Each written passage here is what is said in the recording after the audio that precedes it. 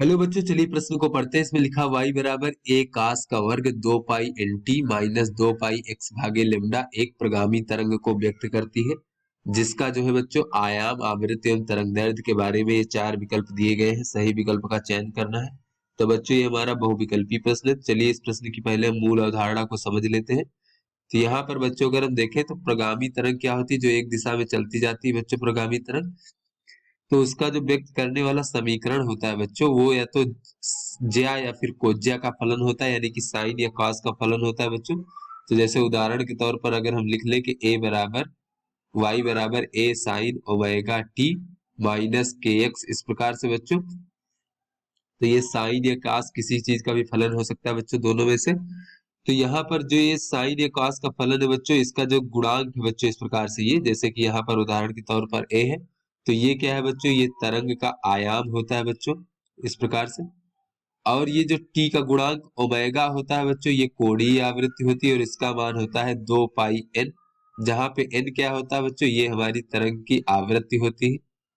और इसी प्रकार से बच्चों जो k होता है, इसे हम तरंग स्थिरांक कहते हैं, और k बराबर होता है 2 पाई भागे लेमडा, जहां पे लेमडा क्या है बच्चों, ये हमारी तरंग की तरंग दैर्ध्य होती है, इस प्रकार से।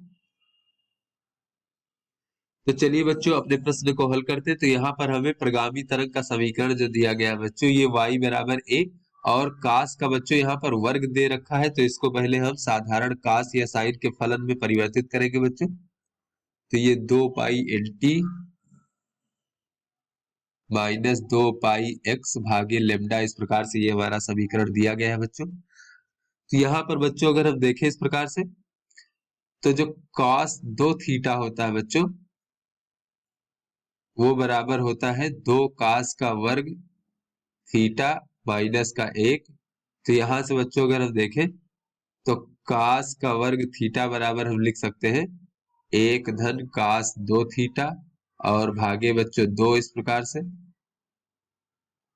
तो इसी प्रकार से cos का वर्ग 2 पाई एन टी माइनस 2 पाई एक्स भागे लेमडा को इस प्रकार से लिख सकते हैं बच्चों। तो ये हो जाएगा y बराबर a और ये हो जाएगा 1 धन cos, जब 2 से अंदर गुणा होगा बच्चों तो ये हो जाएगा 4 पाई एन टी माइनस 4 पाई एक्स भागे लेमडा, इस प्रकार से।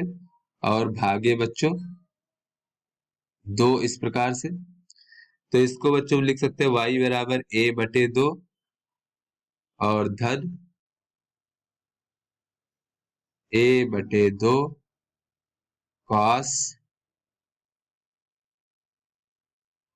4 पाई एन टी माइनस 4 पाई एक्स भागे लेमडा, इस प्रकार से। तो यहाँ पर बच्चों अगर हम देखें तो ये अब cos के फलन में आ गया है ये हमारा समीकरण। तो ऐसे में यहाँ पर अगर हम देखें तो जो इसका गुणनफल है बच्चों इस प्रकार से, ये हमारा आयाम हो जाएगा बच्चों। तो अर्थात तरंग का आयाम अगर हम देखें तो ये a बटे 2 हो जाएगा। अब अगर हम आवृत्ति की बात करें बच्चों, तो यहाँ पर t का गुणनफल जो है ये ओमेगा के बराबर हो जाएगा बच्चों। तो यहाँ पर आवृत्ति अगर हम n डैश मान ले बच्चों, n डैश, इस प्रकार से, और आयाम को यहाँ पर हमने a डैश माना है बच्चों। तो n डैश इस प्रकार से अगर हम देखें तो ओमेगा बराबर यहाँ पर दिया गया है बच्चों, ओमेगा की तुलना करने पर तो 4 पाई n प्राप्त हो रहा है बच्चों ये हमारा। और ओमेगा बराबर होता है 2 पाई n डैश मान लेते हैं बच्चों इस प्रकार से। तो ये हो जाएगा 4 पाई n, तो यानी कि n डैश बराबर हो जाएगा 2n, इस प्रकार से। तो ये हमारी आवृत्ति हो गई 2n। अब तरंग दैर्ध्य को हम लेमडा डैश मान लेते हैं बच्चों। ये कितना हो जाएगा, तो बच्चों जो तरंग स्थिरांक है यहाँ पर अगर हम देखें तो k की तुलना करें बच्चों, यानी x का गुणनफल, तो x का गुणनफल है 4 पाई भागे लेमडा, 4 पाई भागे लेमडा। जबकि ये तरंग स्थिरांक होता है 2 पाई भागे तरंग दैर्ध्य, तो लेमडा डैश हो जाएगा और 4 पाई भागे लेमडा। तो इस प्रकार से यहाँ से अगर हम देखें तो लेमडा डैश बराबर हो जाएगा लेमडा बटे 2, इस प्रकार से। तो ये हमारा बच्चों आयाम, आवृत्ति और तरंग दैर्ध्य हो गया। चलिए बच्चों अपने विकल्पों को देखते हैं। तो आयाम a बटे 2, आवृत्ति 2n, तरंग दैर्ध्य लेमडा बटे 2। तो ये हमारा डी विकल्प सही है बच्चों। तो आशा करते हैं आपको समझ में आ गया होगा। धन्यवाद।